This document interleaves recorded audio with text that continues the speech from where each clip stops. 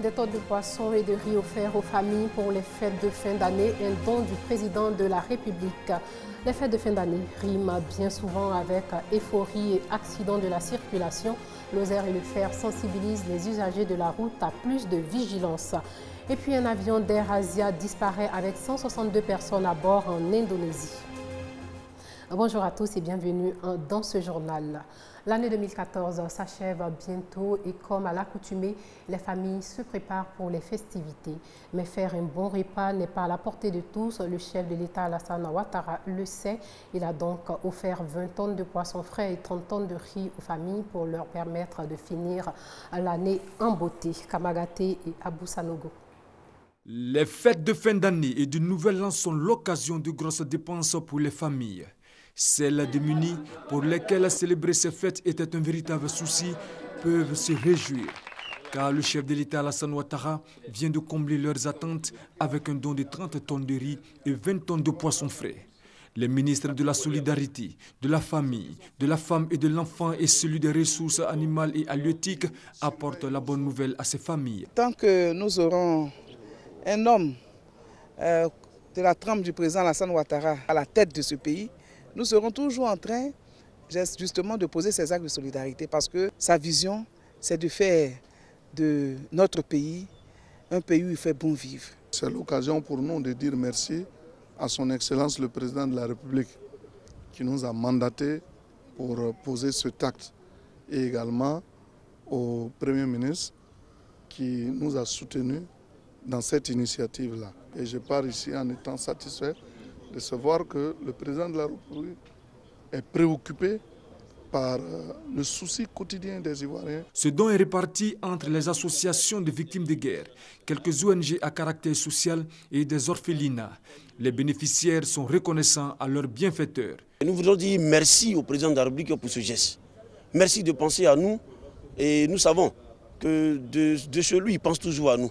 Prions Dieu tous pour le président de la République afin que les actions de ce genre continue, qu'il continue donc, n'est-ce pas, de nous soulager. Ces familles ont eu droit à une remise symbolique avant d'entrer en possession de leurs dons quelques jours avant le nouvel an. Et puis l'on enregistre de nombreux accidents pendant la période des fêtes de fin d'année. La joie fait oublier aux usagers de la route le respect du code de la route et au moindre faux pas, le pire arrive. Lozère, l'Office de sécurité routière et le Fonds d'entretien routier Le Fer conjuguent leurs forces pour amener les usagers de la route à plus de vigilance. Le reportage par Gasson Roconi. Autoroute du Nord, il est 10 h. Nous sommes sur le pont à péage. Le directeur général de la sécurité routière, Ozer, donne des consignes à ses agents. Leur mission, sensibiliser les transporteurs, les automobilistes et les motocyclistes au respect du code de la route. Cette campagne consistera à sensibiliser les conducteurs, sinon tous les usagers de la route, sur l'alcool au volant. Distribution de prospectus, alcotest, vérification et contrôle des pneus, conseils d'usage sont entre autres les missions des agents de Lozère en collaboration avec le Fonds d'entretien routier FER. Il est important avec Lozère de signifier aux Ivoiriens, aux conducteurs qu'il faut respecter le code de la route. Après l'autoroute du Nord, direction la gare routière d'Adjamé. Ici, chauffeurs et passagers sont sensibilisés par le directeur général de la sécurité routière et ses agents. La campagne de cette année vise véritablement à prodiguer des conseils aussi bien aux conducteurs qu'aux passagers. Pour les chauffeurs et voyageurs, cette campagne de sensibilisation vient à point nommé. C'est important de ne pas gêner le chauffeur quand il est au volant. C'est très important. Cette sensibilisation doit toucher tout le monde en général. Les gens ne suivent pas, donc à chaque fois il faut les rappeler que voilà, si vous faites ça, c'est ce qui peut arriver. Je pense qu'à cette allure-là, beaucoup de choses vont changer. Débutée le 24 décembre dernier, la campagne de sensibilisation sur la sécurité routière se poursuivra jusqu'au 26 janvier 2015. 12 millions de francs CFA pour équiper l'hôpital psychiatrique de Bingéville, un geste de l'amicale des anciens de l'AMC. Ce fonds a été collecté lors de la 5e édition de la nuit de bienfaisance de l'Association des élèves et étudiants musulmans de Côte d'Ivoire. Le reportage de Mamadou Kouassi. Au cours d'un dîner gala organisé par les 3A, amicale des anciens de l'AUMC, le premier responsable de cette structure sanitaire inviter la population à assister les malades. Il peut vaquer à ses préoccupations. Il peut aller au travail, il peut revenir quand il prend le médicament de façon correcte. Et lorsque les médicaments ne font pas défaut, on ne peut même pas savoir que c'est un malade mental. La maladie mentale, ça n'arrive pas qu'aux autres. C'est le thème de cette 5e nuit de bienfaisance des 3A. Les fonds recueillis estimés à environ 10 millions de francs CFA seront destinés à cette formation sanitaire. Donc, moralement, nous ne pourrions admettre que certains parmi nous soient marginalisés et nous venons donc accomplir ce devoir-là de restauration de la dignité humaine pour rechercher la face d'Allah subhanahu wa ta'ala. Au cours de cette nuit, les anciens de l'association des élèves et étudiants musulmans de Côte d'Ivoire ont fait parler leur cœur, et ce, à travers l'achat d'articles et des dons. Tous les invités ont exprimé leur solidarité à l'endroit des pensionnaires de l'hôpital psychiatrique de Bingerville. Le parrain de cette nuit, Sidi Touré, chef de cabinet du président de la République, a salué cet élan de solidarité. Il a promis être l'ambassadeur de cette structure. Je me ferai fort d'être le porte-parole à partir d'aujourd'hui de cette cause auprès des plus hautes autorités, en déjà m'engageant personnellement avant de requérir la solidarité d'autres personnes, vivement.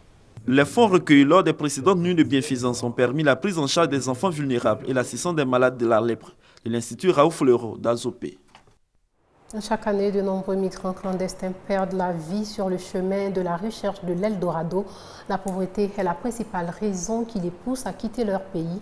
Il est pourtant possible d'immigrer légalement et c'est cette voie que le Centre d'accueil d'information, d'orientation et d'accompagnement des migrants de Côte d'Ivoire veut que les candidats à l'immigration empruntent désormais. 200 jeunes d'Anyama ont été sensibilisés sur la question. Ben Touré et Alexis Ouedraogo étaient à Anyama. Ils sont nombreux, 207 000 migrants clandestins cette année à avoir essayé de rejoindre l'autre bout de la Méditerranée. 3 419 y ont laissé la vie. C'est pour naviguer à contre-courant de ces chiffres qu'une session de sensibilisation sur les risques d'immigration clandestine se tient. L'idée est du Centre d'accueil d'information, d'orientation et d'accompagnement des migrants Côte d'Ivoire.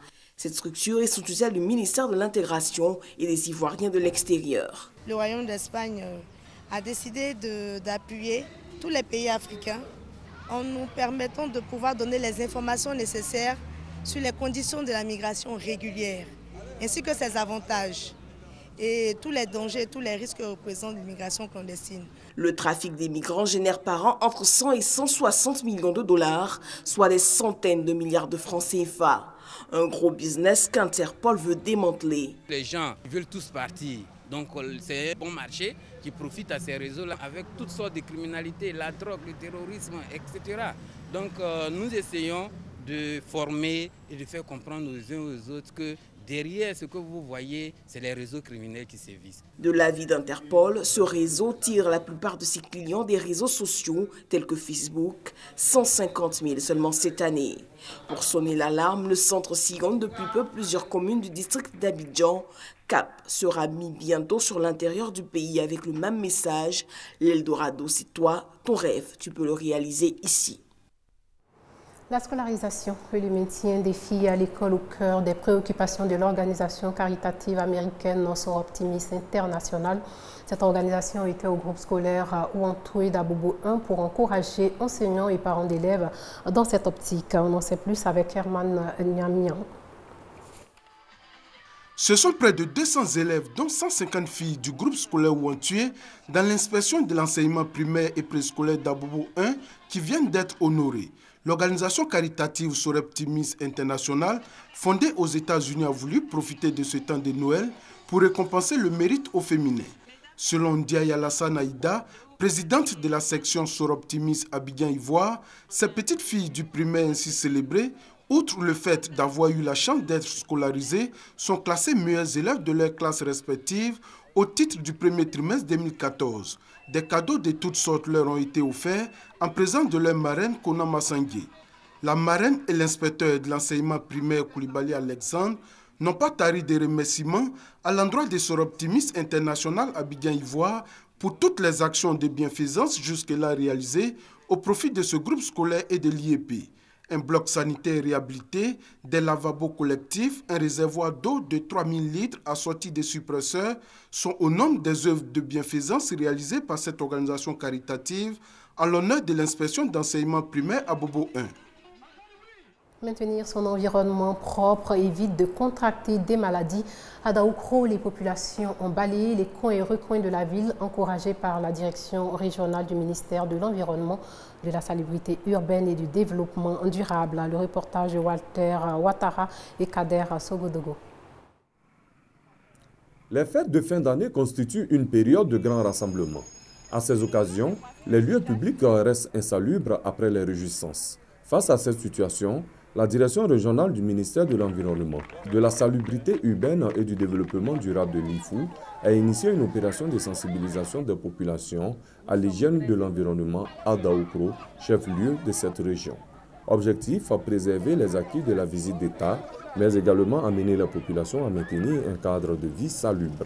Après le coup de balai des autorités administratives et politiques symbolisant le bon exemple, cette action de salubrité urbaine bénéficie de l'appui de la municipalité et de la jeunesse communale s'est poursuivie dans le quartier populaire Sonzori-Bougo. Élèves, forces de l'ordre et plusieurs associations communautaires ont mis la main à la tâche pour contribuer à la réussite de l'opération. La jeunesse communale a pris l'engagement d'œuvrer davantage pour la promotion de la notion de salubrité. Cette opération coup de balai, la première du genre, va s'étendre à toute la ville de Daoukro. Elle s'inscrit dans le cadre de l'exécution de la matrice d'action de la direction régionale du ministère de l'Environnement, de la Salubrité urbaine et du Développement durable de l'IFU. Pour une meilleure réussite de ces activités, 4 postes et un centre de groupage d'ordures sont mis à la disposition des populations. Un mot de culture, un festival des arts et culture des peuples alliés a été lancé en vue de promouvoir les valeurs culturelles. Une initiative de l'ONG Convergence qui s'engage à rapprocher les différentes communautés vivant en Côte d'Ivoire. Le reportage de Charles Tatou. L'ONG Convergence veut appuyer les actions de cohésion sociale et de réconciliation nationale. Les valeurs culturelles constituent un puissant moyen de sa lutte pour la consolidation de l'unité retrouvée des filles et fils de la Côte d'Ivoire.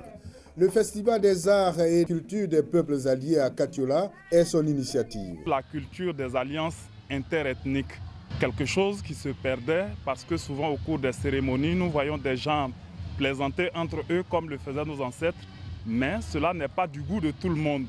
Nous avons voulu promouvoir cette valeur-là que les peuples ont et qui est une valeur fondamentale pour la cohésion entre les peuples, surtout pour la Côte d'Ivoire qui vient de sortir d'une crise. Il faut promouvoir ces valeurs ancestrales qui ont permis au peuple de vivre pendant plusieurs années ensemble dans la paix. Rencontre d'échanges interculturels entre les alliés, ce festival a été rehaussé de la présence du ministre d'État, ministre du Plan et du Développement. Albert Mabritakeus et les cadres et élus de la région du Hambol ont égayé l'assistance avec des alliances à plaisanterie avant de revenir sur l'importance des alliances interethniques dans le développement du pays. Les alliances peuvent nous amener sur le chemin d'une réconciliation durable. Si nous avons la cohésion sociale et la réconciliation, tout le reste est possible. Comme au poète nous disait, avec la paix, tout le reste est possible. Eh bien aujourd'hui, le préalable à cette Côte d'Ivoire émergente, c'est une réconciliation forte. Le lancement du Festival des arts et culture des peuples alliés a été ponctué par une rencontre de football. Hors de chez nous, un avion d'AirAsia avec 162 personnes à bord disparaît entre l'Indonésie et Singapour aujourd'hui même. L'A320-200 transportait 7 membres d'équipage et 155 passagers, dont 16 enfants et un nourrisson. Le pilote de l'Airbus A320 avait demandé à dévier de son plan de vol en raison de mauvaises conditions météorologiques.